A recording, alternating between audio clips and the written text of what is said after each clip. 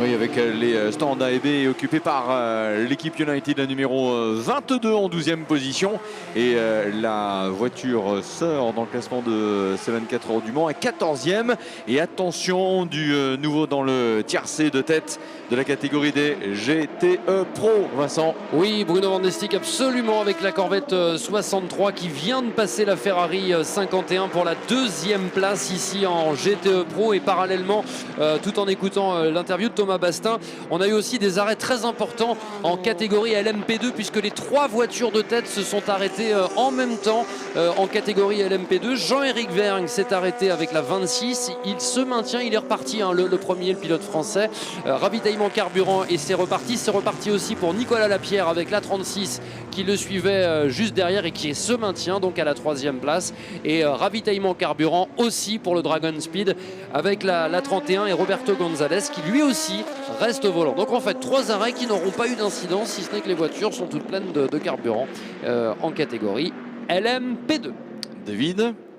Well, yes, we've just seen that the number 63 Corvette in the hands of Antonio Garcia has passed the AF Corse Ferrari and has moved up into second place.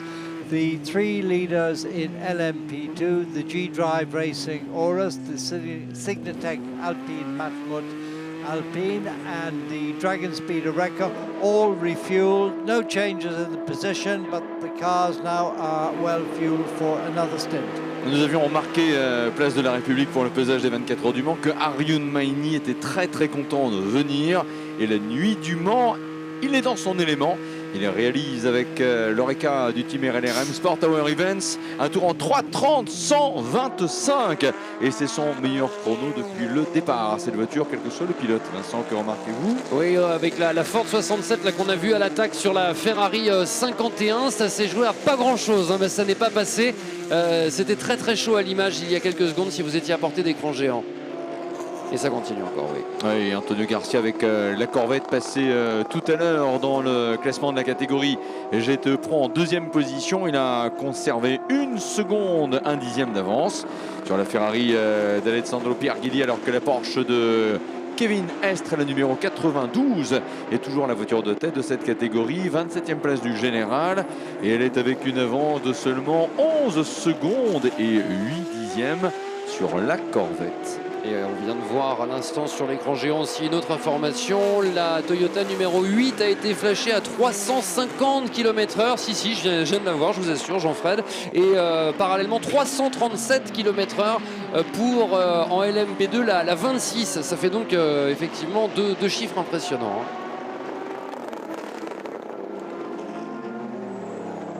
Richard Westbrook pilote la Ford numéro 69. Il en a repris le volant après passage par les stands.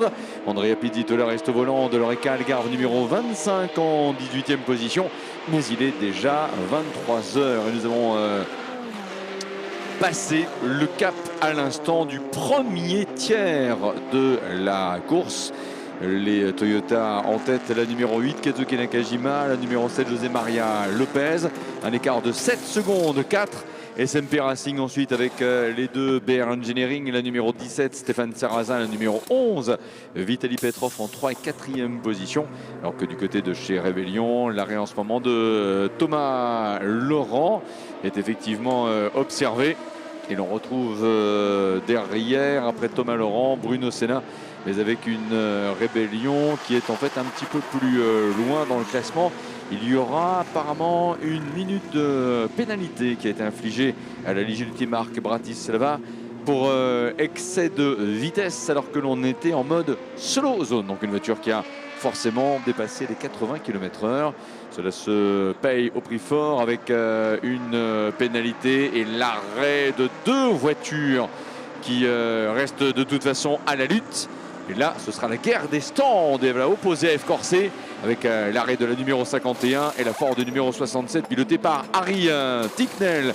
Au moment de leur arrêt, elles étaient en 3 et 4e position. Changement de pilote. James Calado me paraît être le pilote que l'on devrait... Alors attendez, pardon, pour la numéro 51. Oui, James Calado devrait être le pilote qui va prendre le volant de la Ferrari. Et la Ford, a-t-on changé Pas de changement pilote chez Ford. D'accord. Merci Thomas Bastin. Ça va repartir avant pour la Ford GT numéro 67, qui était pourtant rentrée, si je ne m'abuse, derrière la Ferrari dans la voie des stands, mais un ravitaillement qui s'éternise un peu du côté de Ferrari. Voilà, ça repart maintenant. Est-ce que c'est le changement de pneu? Pourtant le changement de pilote c'est bien fait. Oui, et normalement le changement de pneu, et ça c'est l'une des spécificités aussi depuis l'an dernier, le changement de pneu qui se fait en même temps que le ravitaillement, ce qui n'était pas le cas, on s'en souvient auparavant, où on avait parfois des arrêts qui pouvaient varier au niveau des arrêts uniquement ravitaillement, et puis on avait des arrêts ravitaillement et puis les pneus dans la foulée. Tandis qu'aujourd'hui, on peut changer les pneus en même temps que le ravitaillement, ce qui rend le spectacle du jeu assez sympa, bien sûr, et puis au niveau de la stratégie, change un peu la donne. Il y aura des secondes de pénalité également infligées à la numéro 28, l'Oreca TDS Racing, apparemment pour un non-respect de la procédure slow zone.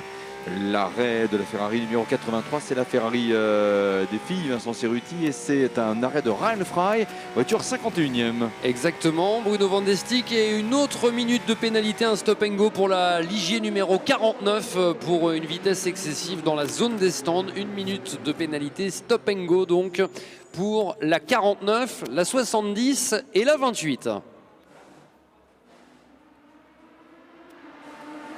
Gustavo Menezes a repris le volant de la Rébellion numéro 3. Gustavo Menezes a repris le volant de la Rébellion numéro 3. Et eux ont une BMW rentrée dans son stand, la numéro 80, à 23h07 minutes. Oui, la BMW numéro 81. Philippe Eng était au volant de cette munichoise. Et elle n'avait fait que 3 tours par rapport à son dernier passage par les stands. Un autre arrêt comme le Dogard avec la Ferrari du Cargar Racing. Jeffrey Segol s'était arrêté également quelques instants plus tôt avec la Ferrari F Corset. Et WeatherTech également avec la Ferrari de Tony Villander. Des voitures qui sont en GTE-AM. Et Vincent, si l'on regarde bien le classement des GTE-AM, la Ford du Keating Motorsports reste bien la voiture de tête dans la catégorie. Absolument, Bruno Van de Stick avec une avance de 22 secondes sur la JMW Motorsport, la numéro 84 qui elle vient d'arriver au stand, sa poursuivante directe. Alors ce qui serait intéressant, c'est de voir où est Jörg Bergmeister. Il est à 1 minute 45 derrière pour le Team Project, la 56 qui est 3e de la catégorie GTAM et 45e du classement général. Ravitaillement carburant pour la Porsche numéro 94. Sven Müller qui va repartir, qui ajuste la colonne de direction et la profondeur de volant. Et on a changé également le pare-choc, la partie basse à l'avant. Là encore pour les mêmes motifs. Ce n'est pas qu'il soit abîmé, mais c'est pour justement s'assurer à chaque fois qu'on dépoussière bien la voiture, que les ouïes de rentrée d'air ne soient pas bouchées, de sorte à permettre ainsi un bon refroidissement de la mécanique en général, le radiateur évidemment. Et c'est ce qui permet en faisant cela finalement d'éviter de sortir des pistolets à air, notamment des souffleurs, pour pouvoir justement nettoyer ces mêmes grilles. L'arrêt de Kazuki Nakajima. L'arrêt de Kazuki Nakajima et Sébastien Buemi prend le volant d'une Toyota numéro 8 qui n'est plus en tête dans les médias. C'est José Maria Lopez qui a repris le bénéfice de la place de leader. Il est dans son 132e tour. Et Antonio Garcia qui s'arrête avec la Corvette numéro 63, Bruno, ce qui veut donc dire que la Ford va repasser sur la 2e marche provisoire du podium de la catégorie GT Pro. On parle ici de la Ford numéro 67 qui est 29e du classement général et 3e, donc maintenant, oui, 2e des GT Pro. Et la Corvette est toujours à son box, la 63. Avec, donc je le disais, Antonio Garcia qui vraisemblablement va rester au volant. Oui, toujours à son box, mais le temps de ravitaillement est normal. Allez, accélération pour la Toyota numéro 8 avec Sébastien Buemi dans la montée de la Dunlop qui va tout de suite doubler. Ah non, finalement, on va rester derrière une Porsche. Si non, pas sur le côté. Allez, préfère ne pas tenter le diable. Et voilà, c'est maintenant en passant sous la Dunlop qu'il entame vraiment son premier tour rapide, Sébastien Buemi avec la Toyota numéro 8. C'est, rappelons-le, l'équipage vainqueur sortant et c'est l'équipage des leaders au championnat du monde d'endurance. Et c'est finalement Jan Magnussen qui s'était lancé sur la Corvette numéro 63. Antonio Garcia a bien mérité de se reposer quelques heures. Jan Magnussen, le pilote danois, en piste sur la Corvette numéro 63.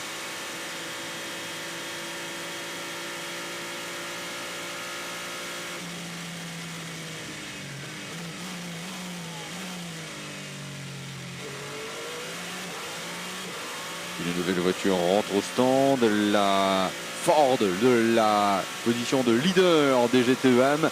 L'arrêt de Ben Keating à 23h10. So we have Ben Keating coming in for what looks like an ordinary stop at 11:10. He is in the car that is currently leading the LMGTE AM category.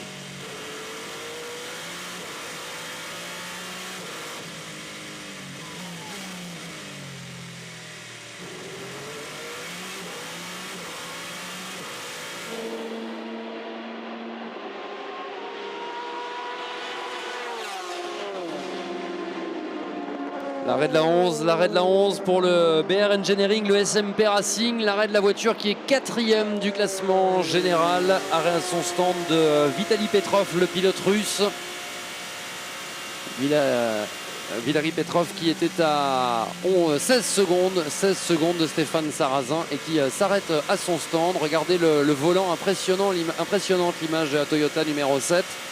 L'arrêt à son box pendant ce temps avec le numéro 82 de la BMW. La BMW 82 s'arrête à son stand.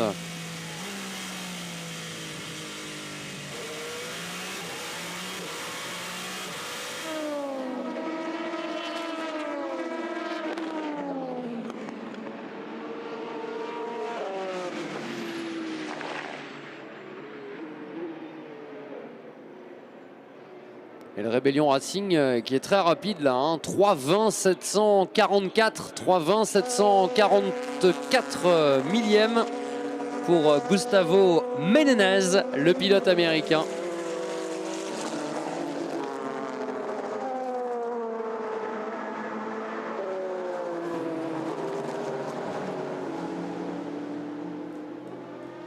José Maria Lopez a 1 minute d'avance avec Sébastien Buemi. Cependant, dans son premier tour, l'arrêt Kevin Estre avec la Porsche numéro 92, descendu de la voiture. Michael Christensen, qui avait été l'un des héros dans le club des pilotes Porsche Usine aux essais qualificatifs, va le relayer. Et la Ford numéro 67 doit pouvoir en profiter pour repasser en tête de la catégorie des GTE Pro, sous réserve que l'écart le lui permette.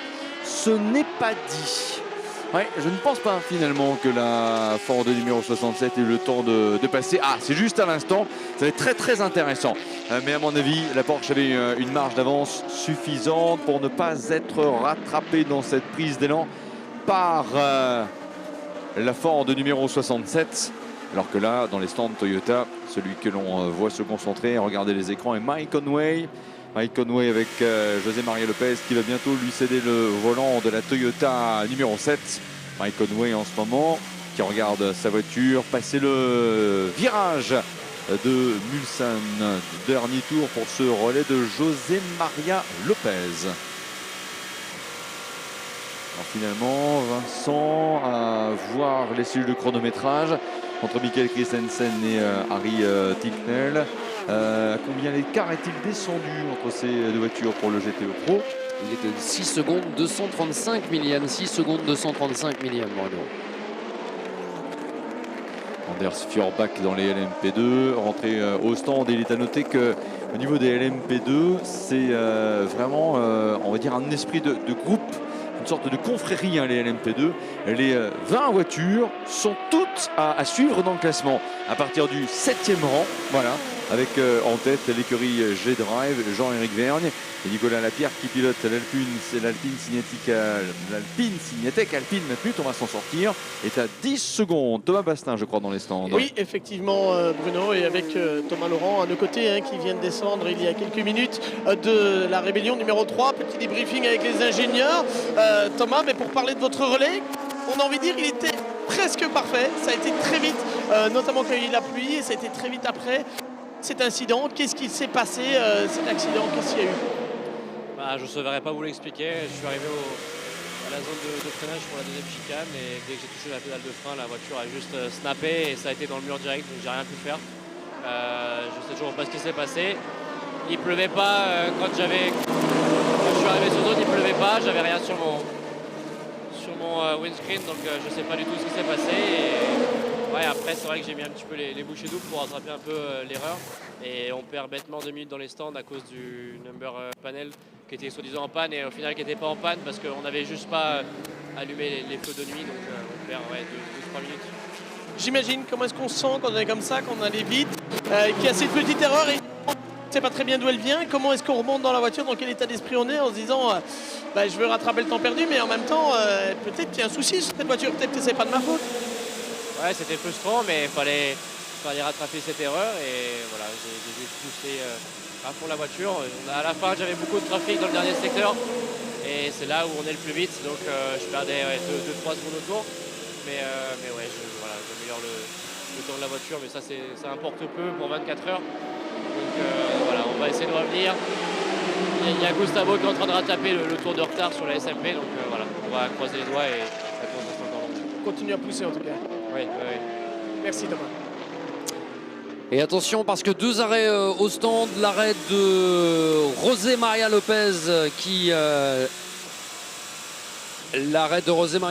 s'est arrêté au stand avec la Toyota numéro 7. Michael Conway est monté à bord et on attendait l'arrivée de Sébastien Buemi avec la Toyota numéro 8, mais finalement Michael Conway a réussi à ressortir des stands avant le passage de Sébastien Buemi, ce qui veut donc dire qu'il n'y a pas de changement de leader. En revanche, les voitures sont très proches les unes des autres désormais, moins d'une seconde, 324 millièmes d'écart entre les 2 Toyota de tête que l'on retrouve ici à l'attaque de la première chicane des Hunaudières. Caméra embarquée à bord de la voiture qui est actuellement 2e du classement général, c'est la Toyota numéro 8. Et puis on a eu l'arrêt à son stand de Stéphane Sarrazin pour la voiture qui occupe actuellement la 3e place du classement général avec le SMP Racing, la 17. Stéphane Sarrazin est reparti lui aussi. Donc c'est très serré désormais. Cela dit, la 8 devrait s'arrêter à son stand vraisemblablement. C'est pas sûr, Bruno? Non, en fait, Sébastien Buemi est pris le volant de la voiture, on va dire, un tour avant Mike Conway. Donc, ouais. Il y a encore au moins une bonne dizaine de tours à courir pour les deux, en tout cas pour Sébastien Buemi. En moyenne, l'intervalle 10, 11, voire 12 tours, au moins 11 entre les 2 passages par les stands. Alors, je regardais en fait comment Mike Conway arrive à se détacher de Sébastien Buemi. On a toujours trouvé d'entrée de jeu que la 8 avait un petit handicap de vitesse de pointe sur la numéro 7. 803 millièmes. L'écart Mike Conway, Sébastien Buemi. Le calvaire continue pour la BR Engineering numéro 10, qui est la voiture de l'équipe Dragon Speed, qui est de nouveau poussé dans son garage, placé sur les planches à roulettes et reculé dans le garage. C'est un calvaire pour Dragon Speed et on peut saluer malgré tout la persévérance de l'équipe qui continue tant bien que mal d'essayer de réparer cette voiture, de la remettre, parce qu'au moment on essaye de ne pas abandonner. J'ai failli dire on n'abandonne jamais, mais ça c'est pas tout à fait vrai.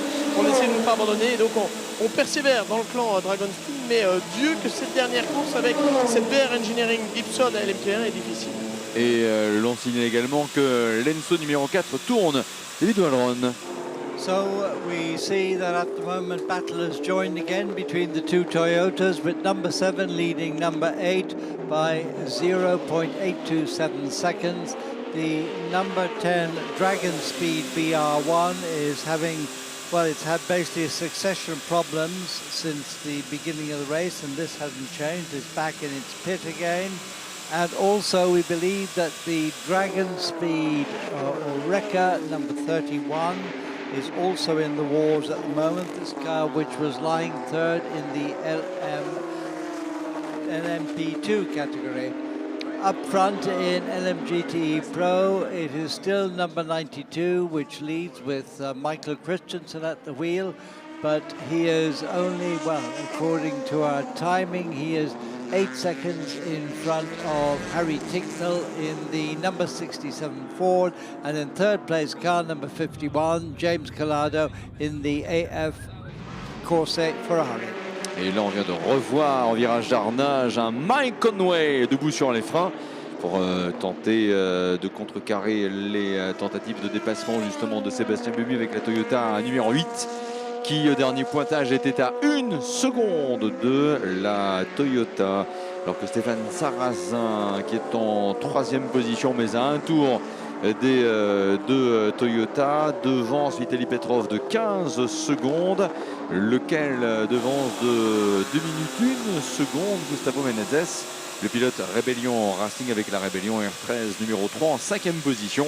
Bruno Senna est à la 6e place avec la 2e des voitures du Rébellion Racing. Les LMP2, G-Drive a toujours la position de leader, l'occupe toujours, alors que là la caméra dans les stands s'invite dans le box occupé par Dragon Speed autour de la belle numéro 10. G-Drive avec Jean-Éric Vergne, Nicolas Lapierre à 14 secondes avec l'Alpine numéro 36 de Laurus qui domine la catégorie, mais dans tous les cas en ce moment, si l'on vise le titre de champion du monde, le constat est que pour l'instant Cinétech Alpine a une course en sa faveur comparée aux équipages du Jackie Chan DC Racing, puisque l'Alpine est devant et qu'il y a même l'Oreca de l'écurie Dragon Speed qui est entre les deux, piloté en ce moment, cette numéro 31 par Ricardo Gonzalez. Donc pour l'instant, en l'état actuel des choses, G-Drive mène la course en LMP2 et Cinétech Alpine est en ce moment en route vers la couronne mondiale. Où en est-on du classement des GTE Pro? Michael Christensen avec la Porsche numéro 92 qui est au volant. Il est en ce moment encore dans les premiers tours de son relais nocturne. Il a en fait pris le relais de Kevin Estre. Il devance Harry Tincknell de 8 secondes 3, lequel devance James Calado avec la Ferrari numéro 51 de 2 secondes 4. Yann Magnussen avec la Corvette numéro 63, seule Corvette encore en course, suit la Ferrari de James Calado à 4 secondes 6. Puis il y a derrière la Ferrari F Corset de Sam Bird de numéro 71, 31e, et les Porsche numéro 93 et 91 de Patrick Pilet et de Richard Litz. Où en sont les BMW? Rappelons-le, la numéro 81 est repartie mais a perdu du terrain après un arrêt prolongé. Motif encore non communiqué pour la voiture de Philippe Eng qui est la 48e du classement. La numéro 82 est en 38e position. Les Aston Martin sont en ce moment 13 et 14e des GTE Pro avec les 39 et 40e places des Aston Martin et une marque Aston Martin qui est aussi en contrat avec Total, le partenaire des 24 heures du Mans. Dans l'histoire de Total, rappelons que ce rapprochement avec Aston Martin symbolise le premier partenariat de préconisation avec un constructeur premium. Et puis Total, il ne faut pas non plus le cacher, a été aussi généreux envers les commissaires de piste en aidant aussi dans la prise en charge de la conception des nouvelles combinaisons de commissaires dans le titre de cette édition 2019 des 24 heures du Mans. Louis Prête est au volant de la Porsche numéro 78. Maintenant en piste, Louis Prête avec la Porsche numéro 78, 50e.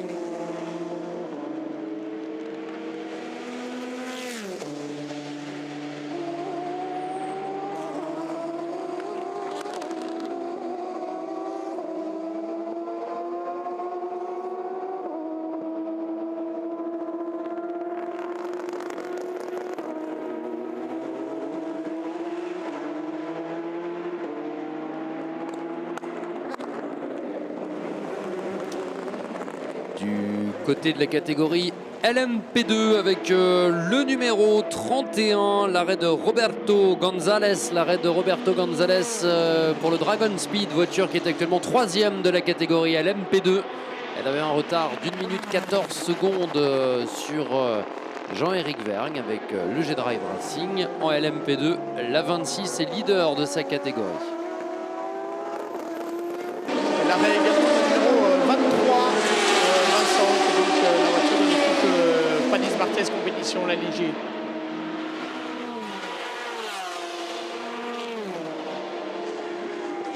Merci Thomas.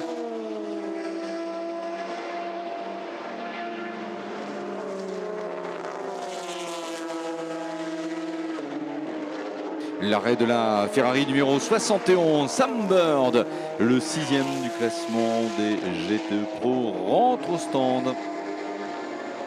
Et Roberto Gonzalez également, mais qui est déjà reparti avec le RK de l'écurie Dragon Speed numéro 31. Il doit avoir conservé la 10e place du général, 4e de la catégorie LMP2.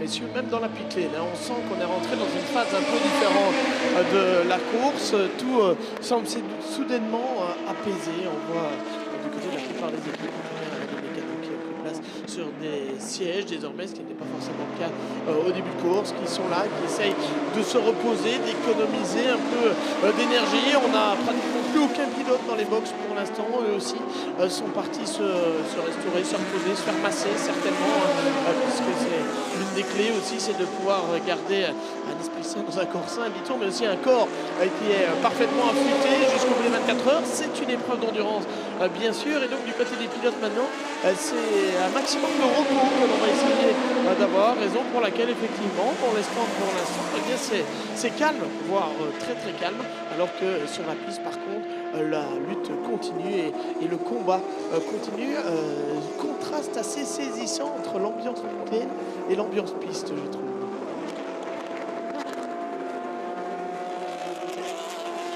Merci Thomas depuis les stands, Thomas Bastin. 23h27, Will Stevens est au volant de la Ligier Panis Barthez compétition.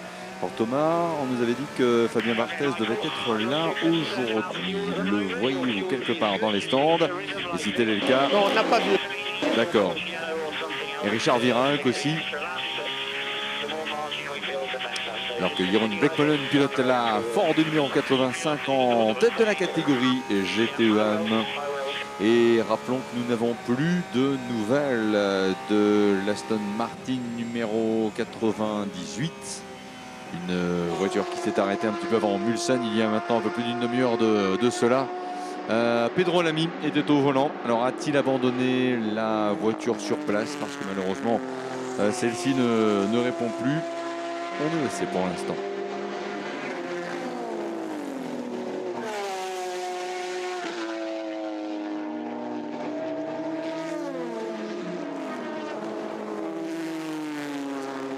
Et il est là, en tout cas, Fabien Barthez nous indique Laurie Gauthier. Merci Laurie, si vous avez moyen de nous l'amener.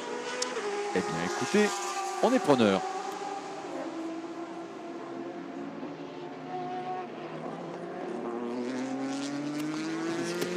Arrêt pour la voiture numéro 28 de l'équipe TDS, c'est Loïc Duval, ancien vainqueur de ces 24 heures de France, champion du monde d'endurance, qui prendra le volant de cette numéro 28 et qui relayera ainsi Mathieu Batti.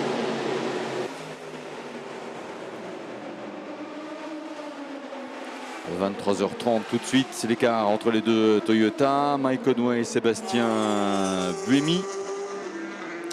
1 seconde 277 millièmes.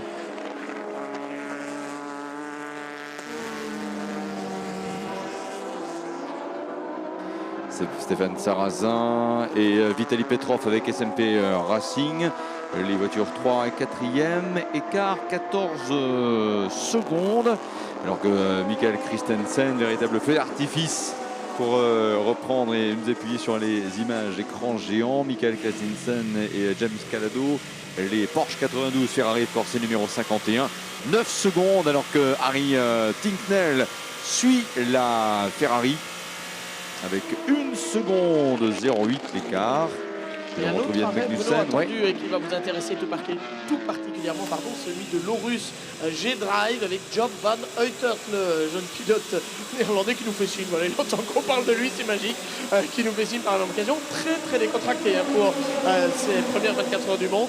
Job Van Uitert, champion de l'European Le Mans Series, donc la compétition européenne, vous l'avez compris, dans la catégorie LMP3 l'an dernier et qui est absolument brillant en LMP2 depuis le début de cette année dans le cadre de l'European Le Mans Series, dans le cadre aussi de l'épreuve du championnat du monde et FIA Weight qui sont disputés à Spa. Allez-y. Attention, une voiture en tête à queue, la Ferrari GMW Motorsport, la Ferrari deuxième de la catégorie GTEM, un tête à queue chicane Michelin. So the number 84 is in the gravel trap at the moment. No, it's just leaving, but it went off in the Michelin chicane. And the car has restarted. It was lying second in the LM GTE AM category. Oui, Willou est en effet, David Wondron reparti. Et a-t-il perdu place dans le tiercé de tête? Ce n'est pas sûr finalement, ce n'est pas sûr. Egidio Perfetti avec le team Project One et la Porsche numéro 56 était à peu près une minute. C'est une chance sur deux. Soit Wailou avec la Ferrari GMW Motorsport a conservé d'un petit rien la position de second, ou alors Egidio Perfetti s'en est emparé. On attend Mathieu Vaxivière désormais dans le clan du TDS Racing où on a amené les pneumatiques des Dunlop en l'occurrence pour cette voiture numéro 28, cette Oreca à moteur Gibson.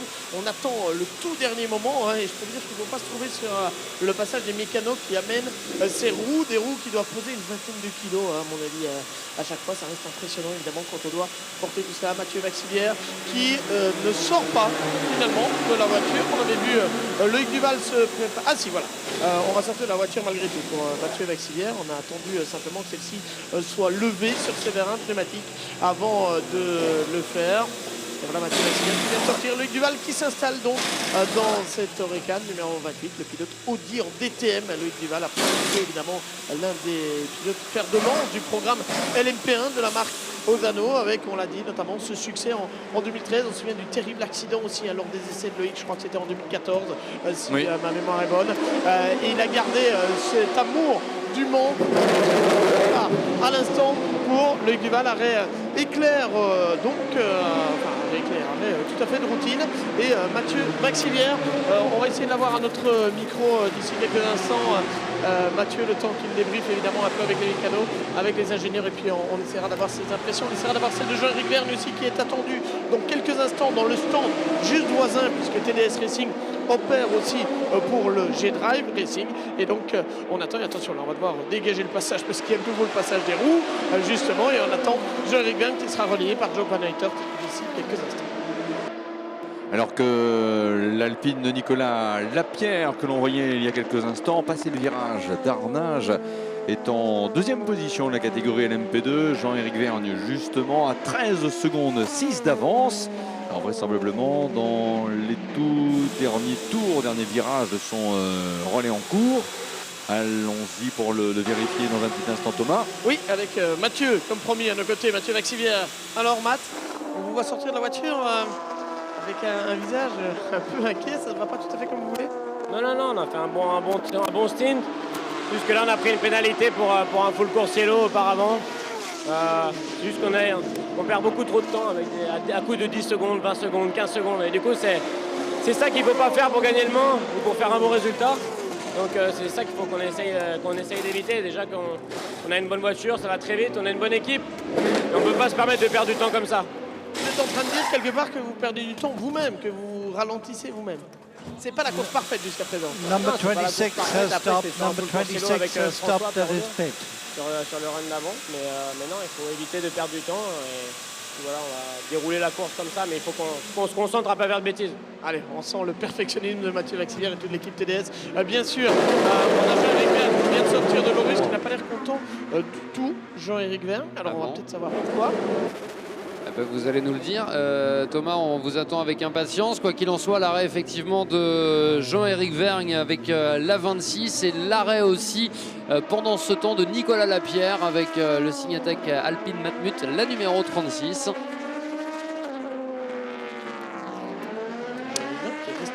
casqué pour aller discuter avec les ingénieurs directement sur le muret des stands en face où il peut se brancher avec le système radio en fait, puisqu'ils ont un système radio, hein, vous le savez, qui leur permet de parler avec les ingénieurs dans la voiture. Quand ils sortent de la voiture, ils débranchent le câble et il y a différents endroits dans les stands où les pilotes peuvent venir rebrancher justement le câble pour entendre toutes les conversations radio de leur équipe. Ça leur permet de rester bien au courant de tout ce qui se passe. Évidemment, il y en a généralement à l'intérieur du box où ils restent accrochés le plus longtemps possible pour entendre ce que dit leur équipier. Et puis il y en a aussi sur le muret des stands, ces prises. Et donc là, tout en étant casqué, Jean-Éric Vergne est en pleine discussion avec ses ingénieurs sur le muret des stands. On essaiera d'avoir cette impression juste après. Merci Thomas. Et c'est John Van Witter qui a repris le volant pour le G-Drive Racing de la Gibson numéro 26. Et Nicolas Lapierre est resté au volant de l'Alpine et l'image que l'on a vue il y a quelques instants nous montre bien à quel point, comment à chaque fois le préposé au panotage, notamment chez G-Drive, se fait frôler les fesses par l'aileron de l'Alpine lorsqu'elle rentre au stand. Image très intéressante, elles le sont toutes, mais là, regardez bien, dans la zone des virages du karting, la Toyota numéro 8 qui est un petit peu gênée par le trafic et est rattrapée par la numéro 7, pardon, qui est rattrapé par la numéro 8. Ah, est-ce qu'il va y avoir une tentative de déplacement de Sébastien Buemi? Attention, attention dans l'entrée. Wow, gros freinage de Sébastien Buemi pour éviter de rentrer en contact avec une LMP2 ou une GT. Peut-être une GT ici en l'occurrence. Et c'est finalement Mike Conway qui a été bénéficiaire de ce trafic et qui finalement, alors qu'il était avec 2-3 petits dixièmes d'avance sur la Toyota de Sébastien Buemi, a repris 1 seconde et demie. Finalement, le trafic ici a évolué en faveur de la Toyota numéro 7. Bruno Thomas, ouais. Oui, Jean-Éric Vergne qui est juste à côté de nous. Jean-Éric, mais félicitations, quel relais, quelle bagarre avec l'Alpine, c'était absolument fantastique. Et en même temps, vous avez sortir de la voiture et vous aviez un body language, notamment la tête qui faisait non. Qu'est-ce qui s'est passé? Vous n'aviez pas l'air très content en sortant de la voiture. Non, c'était un super 3 relais. Voilà, c'est un plaisir de rouler la nuit, moi j'adore. La voiture est fantastique, voilà, tout s'est très bien passé. Et non, j'étais un peu confus parce que mon coéquipier n'arrivait pas à repartir. Je ne sais pas, il y a dû avoir un problème avec le démarreur. On a dû perdre une dizaine de secondes. Donc, quand on sait les efforts qu'il faut faire pour gagner 10 secondes sur la piste, ça doit effectivement être frustrant. C'est comme ça, ça dure 24 heures la course. C'est très long, voilà, les petites erreurs comme ça, il faut essayer de les éviter. Mais bon, tant que c'est pas plus de 10 secondes, ça va. On a quand même eu l'impression d'assister à une bataille de géants, si vous me permettez l'expression, entre probablement 2 des meilleurs pilotes de l'MP2, vous et Nicolas Lapierre. C'était fantastique quand même. C'était génial, surtout que Nico a une grande expérience du Mans. Je pense que c'est un des meilleurs pilotes ici au Mans. Donc pouvoir me faire la guerre avec lui, c'était génial. Je le respecte énormément et je suis content qu'on soit vraiment là ensemble à se battre. C'est une belle édition et la course risque d'être très très serrée jusqu'à la fin, ce qui est génial. Merci beaucoup Jean-Éric Vergne, tout sourire finalement messieurs. Mais c'est vrai que c'est une belle édition, alors qu'on avait un peu des fois senti avant que certaines personnes disaient Toyota seul au monde, patati patata. Attendez, on ne s'est pas ennuyé, on ne va pas s'ennuyer, c'est clair. D'ici à 15h demain, l'arrêt de la numéro 3, l'arrêt de la Rébellion, piloté par qui déjà, Vincent Cerruti? Par Gustavo Menezes, Bruno. Menezes, mais ça viendra bien. On a jusqu'à 15h demain. Avec le ravitaillement carburant, on nettoie évidemment le pare-brise et les phares et ça repart. Voilà pour Gustavo. Je vais l'appeler Gustavo, ça va être plus simple. La température de l'air en ce moment est de 15 degrés 8, mais il y a du vent. Je me demande si on ne sent pas la fraîcheur dehors. Mais en tout cas, je trouve que justement par rapport à l'attachement que vous portez à cette course, sincèrement, le taux de remplissage des gradins à bientôt 23h40, moi je trouve super sympa. C'est vrai, vous avez raison. Il y a du monde, public de passionnés, c'est normal. Il y a comment qu'on voit ça? Porsche toujours leader dans le classement des GTE Pro et Ford en GTE AM avec Jeroen Bleckmolen et la Ford du Keating Motorsport Wins numéro 85.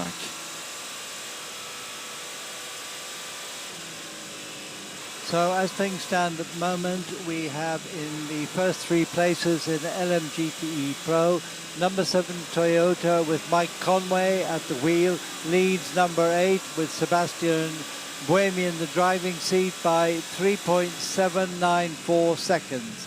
And in third place we have car number 17, the SMP Racing BR1, Stefan Zarazin, who is 1 lap behind. In LMP2, it is still G-Drive Racing with Job van Uithaert in the car now, who leads from the Signatech Alpine Matmut of Nicolas Lapierre. And in third place, car number 31, the Dragon Speed Oreca with Roberto Gonzalez at the wheel. And I must apologize to this team because I said the car had trouble. It was wrong information that we received here because its performance has completely disproved what I said earlier on.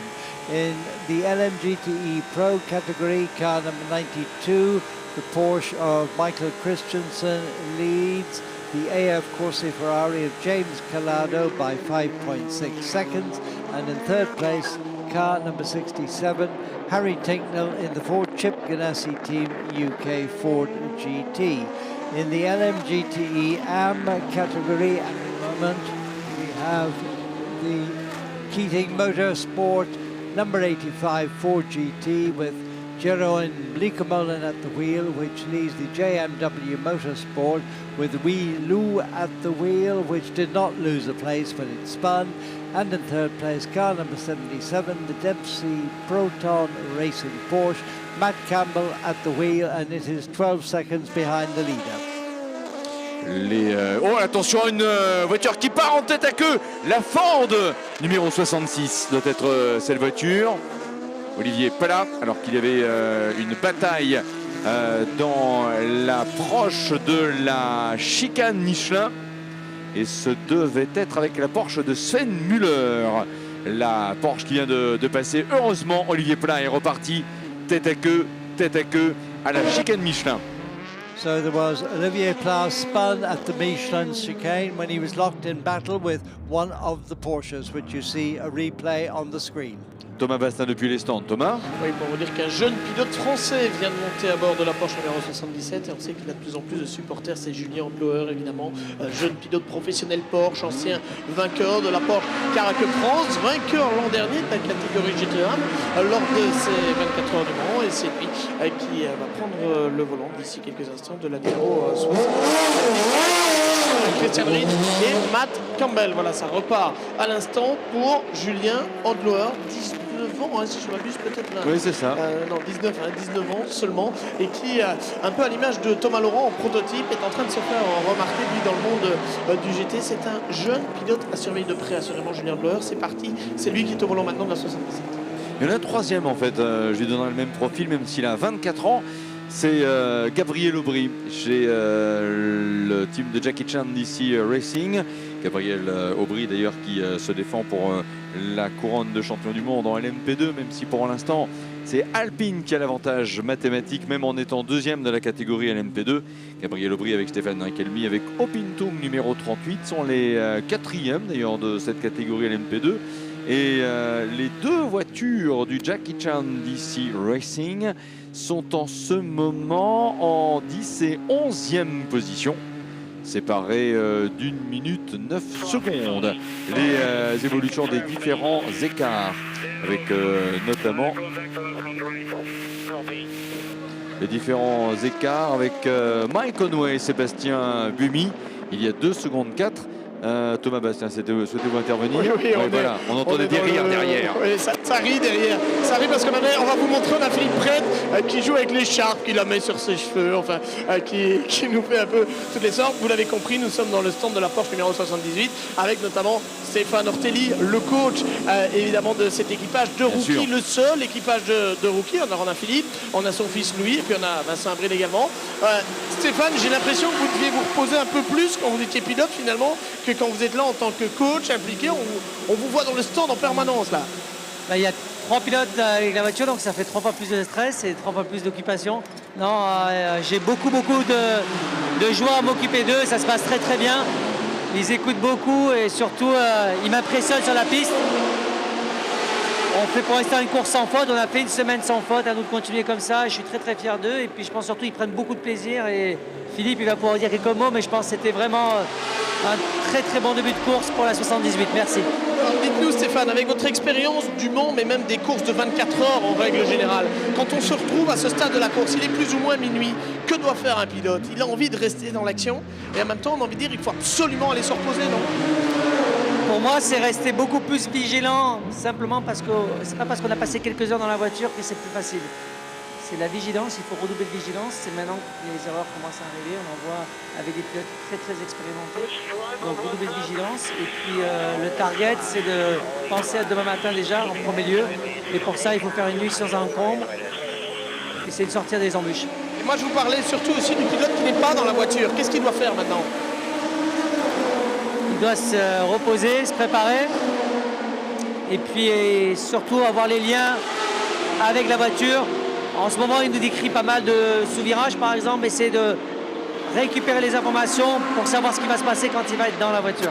Voilà, on va se tourner justement vers Philippe. Philippe, dont on a vu le fils Louis qui était en Ferrari Challenge, qui est monté sur le podium d'ailleurs du Ferrari Challenge, hein, Louis tout à l'heure. Philippe, première 24 heures du Mans pour vous. J'imagine que c'est un peu un rêve de gosse aussi qui se réalise. Ah, c'est un rêve de gosse, surtout avec mon fils, c'est magnifique. Maintenant, on écoute Stéphane, il nous a dit que la course va commencer demain matin.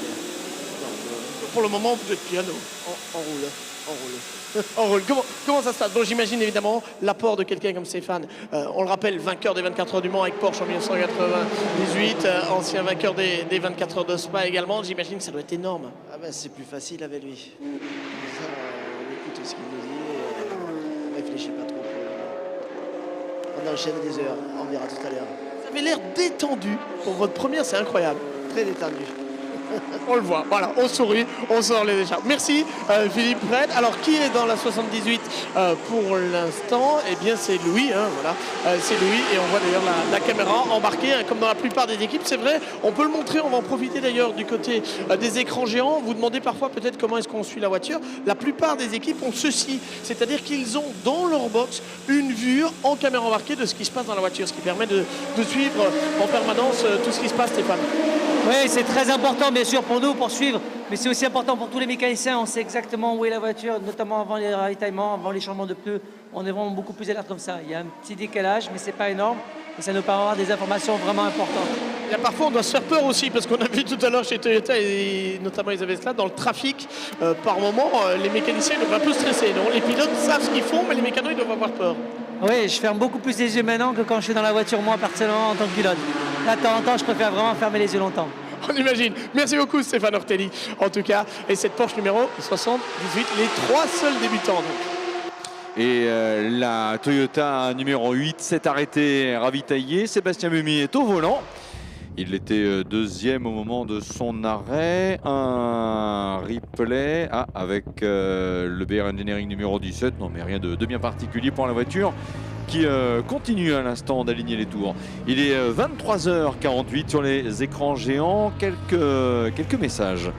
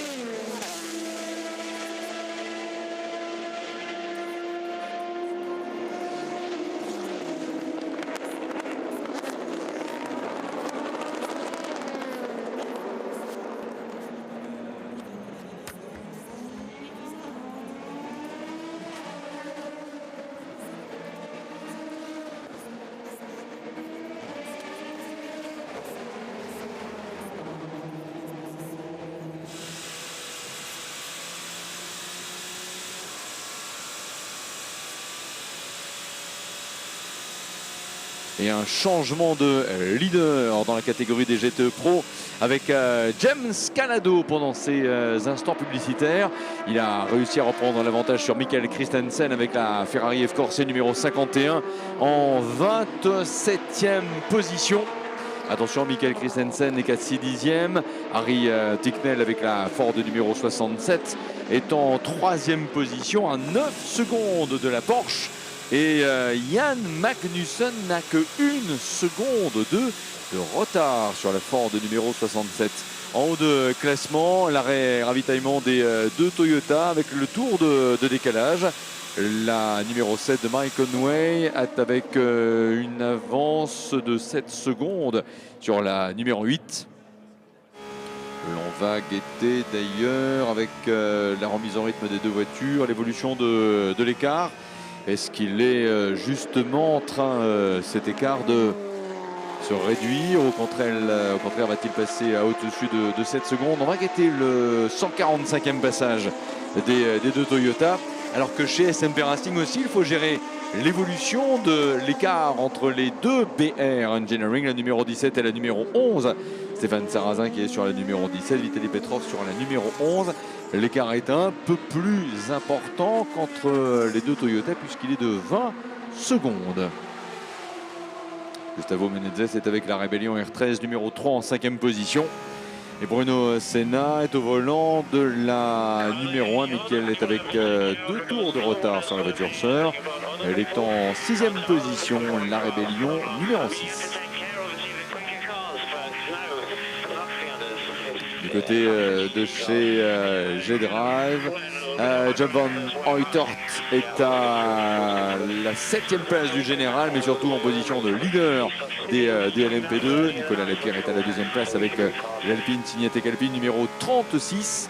Et 3e position pour l'Orecam de l'écurie Dragon Speed, piloté par Ricardo Gonzalez en ce moment, devant les deux Oreca du Jackie Chan DC Racing, avec la numéro 38 en ce moment pilotée par Stéphane Riquelme, et la numéro 37 de Jordan King, la première Ligier, et la voiture de l'écurie United Autosport, numéro 22. Ferrari en tête des GTE Pro et Ford en tête de la catégorie GTE AM.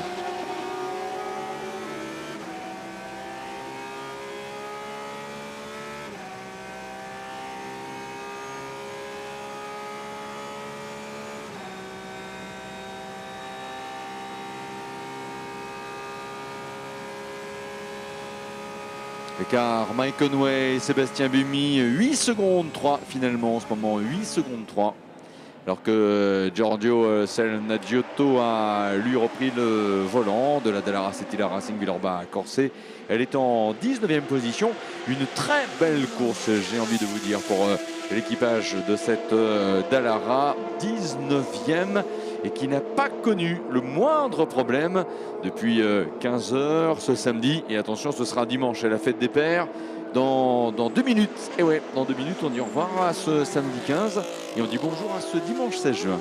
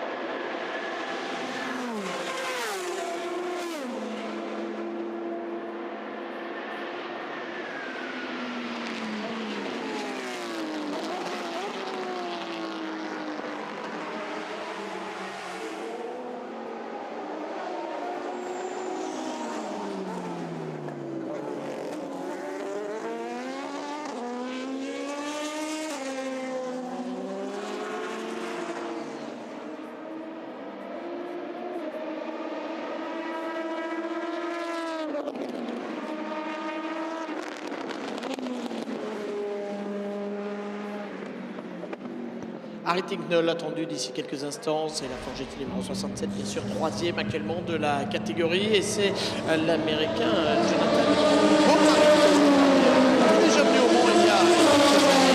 Il fait son retour, je pense que c'était sur Viper, il fait son retour dans la salle. Jonathan Beaumarito, Mazda en IMSA WeatherTech Mazda DP, un prototype donc, mais qui est ici au volant de cette Forgetti, il s'en sort plutôt bien. Il faut dire qu'il est avec Harry Tinknell et Andy Priaulx, il avait 2 solides équipiers également, Jonathan Beaumarito. Donc on attend cette fameuse voiture numéro 67 dont la décoration rappelle d'ailleurs la victoire de la Forgetti américaine. Il arrive, je crois. L'équipage américain. Il arrive.